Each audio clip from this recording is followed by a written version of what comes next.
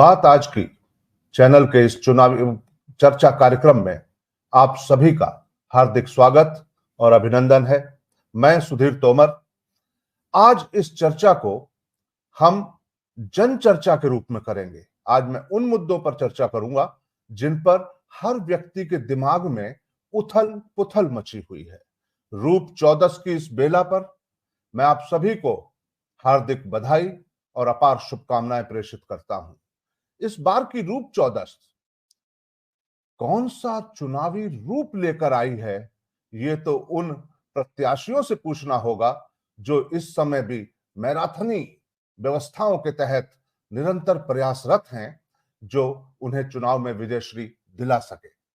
लेकिन साथ ही साथ ऐसा भी पहली बार हो रहा है कि चुनाव का ये शाम हमें यह तय करने पर मजबूर कर रही है कि हम वोट दें तो दें किसको। मैं किसी एक दल का हूं तो मैं चाहता हूं कि उस दल का प्रत्याशी जीते। मैं अगर दूसरे दल का हूं तो मैं चाहता हूं उस दल का प्रत्याशी जीते। लेकिन यदि मैं दोनों दलों से निराश हो चुका हूं, तब जाकर के मैं सोच रहा हूं कि एक विकल्प इस चुनाव में हमें वो भी मिला। बात क्या है, मैं करूं क्या? कल तक मैं इस दल में था, मैं इस प्रत्याशी को बहुत पसंद करता था।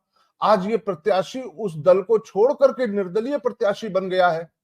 तब क्या मैं भी दल छोड़ दूं, या मैं भी दल को में रहते हुए दल के प्रत्याशी को वोट ना दूं और एक निर्दलीय को वोट दूं? कैसा अंतर्द्वंद है। किस तरह की स्थितियों से दो चार हैं हम। अजमेर उत्तर इन्हीं परिस्थितियों से जूझ रहा है। बात समझने की यह है कि मैं कब तक प्रत्याशी को वोट दूंगा। मैं खुद को वोट क्यों ना दूं, मैं अजमेर को वोट क्यों ना दूं, मैं अजमेर के विकास को क्यों ना समर्पित हूं। मेरे अजमेर का विकास जहां मुझे सुनिश्चित लगे, मैं वहां वोट दूं। वो प्रत्याशी किसी दल का हो, उस दल का हो या इस दल का हो, लेकिन मेरे अजमेर का मुस्तकबिल तय करने वाला हो। मेरा अजमेर उत्तर आज मुझसे मेरा उत्तरदायित्व तो मांग रहा है, जिससे कि आने वाले 5 साल बाद फिर से एक बार युवा होते बच्चे ये ना पूछें कि आपने तब क्यों नहीं ऐसा कर दिया, आपने तब क्यों नहीं सोचा। अजमेर का विकास। अच्छा साथियों, पार्षद जब हम चुनते हैं तो हम अपने मोहल्ले की जुड़ी हुई व्यवस्थाओं को सुचारू करने के लिए चुनते हैं। जब हम विधायक चुनते हैं तो हम गली मोहल्ले की सफाई व्यवस्था के लिए नहीं चुनते, उसके लिए पार्षद हैं। छोटी मोटी जितनी प्रशासनिक व्यवस्थाएं हैं उनके लिए पार्षद हैं। जन्म मृत्यु के प्रमाण पत्र विधायक का काम नहीं है बनवाना। फिर विधायक का काम क्या है? मेरे शहर का विकास, मेरे शहर की आवाज को राज्य स्तर पर उठाना और शहर की आवश्यकताओं की समय पर समयबद्ध तरीके से उसकी पूर्ति करना, यह है हमारे विधायक का वक्त। और विधायक अगर मजबूत है, उसका नियंत्रण मजबूत है, प्रशासनिक ज्ञान पर्याप्त है और उसकी आवाज अपने दल में प्रदेश स्तर पर भी मजबूत है, तभी जाकर वो हमारे क्षेत्र के विकास के लिए वांछित सहयोग दे पाता है और कार्य कर पाता है। तो साथियों, मूल बात यह है कि मुझे उस विधायक प्रत्याशी को अपना मत देना है जिससे मेरे अजमेर के अधूरे सपनों को गति मिल सके, मेरे अधूरे सपनों को दिशा मिल सके और मेरे अजमेर को एक सुरक्षित, सुव्यवस्थित, सुंदर माहौल और वातावरण मिलता रहे। वो शिक्षा को समर्पित हो, वो विकास को समर्पित हो, वो इन सब के साथ हमारे जीवन की मूलभूत आवश्यकताओं को समर्पित हो। कोई विधायक प्रत्याशी ये न कहे जो कुछ ये हुआ ये राज्य सरकार की जिम्मेदारी है। कोई विधायक प्रत्याशी कल ये ना कहे राज्य के प्रशासनिक अधिकारी मेरे नियंत्रण में नहीं थे, वो मुझे मेरी बात सुनते नहीं थे और जो कुछ भी हुआ उसमें मेरा कोई रोल नहीं। एनजीटी की जो घटना हुई है, नेशनल ग्रीन ट्रिब्यूनल ने जो ऑर्डर पास किया है, वो इस शहर को एक चेतावनी है कि अगर बिना सोचे समझे प्रशासनिक व्यवस्थाओं पर नियंत्रण बनाए हम लोग सरकार की नीतियों को बिना ध्यान दिए लागू करते गए, तो ऐसा नहीं है कि हर स्तर पर आंखें बंद होंगी। कैसे हुआ ये सब कि हमारे इतने बड़े निर्माण कार्य और इतने करोड़ रुपए और इतने महत्वपूर्ण समय को अचानक ध्वस्त करने के आदेश आए? ऐसा नहीं होना था किसी भी स्तर पर। यह अजमेर के हितों के साथ खिलवाड़ है और अजमेर के मतदाता अजमेर के हितों के प्रति जागरूक हैं।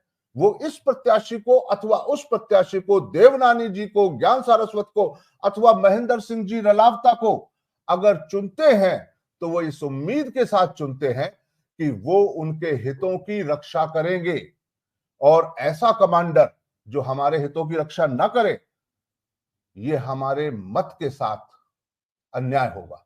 तो हम पूरी पूरी विज्ञता के साथ, चेतना के साथ आवाज उठाते हैं कि हमारे प्रत्याशी को चुनते समय हम सब जागरूक मतदाता के रूप में अपनी भूमिका का सम्यक और समुचित निर्वहन करेंगे।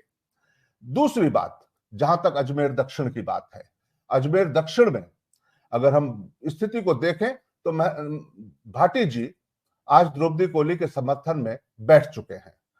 भाटी जी का बैठना द्रौपदी कोली के लिए बहुत बड़ा संबल है, लेकिन निर्बाध रूप से 4 कार्यकालों से बहन अनीता बघेल जिस तरीके से अपने क्षेत्र का प्रतिनिधित्व करती आ रही हैं, क्षेत्र विशेष स्तर पर और राज्य स्तर पर, उसका सामना, उसका मुकाबला और उनकी टीम को भेद पाना, यही द्रौपदी कोली जी का तुलना होगी, यही उनका मापदंड होगा और यही तय करेगा कि द्रौपदी कोली जी उनको मुकाबला कर पाती हैं, वीर गति को प्राप्त होती हैं अथवा विजयश्री का वर्ण करती हैं।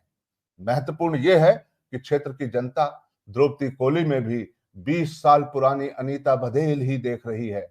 ऐसी ही तो थी हमारी अनीता बघेल जी।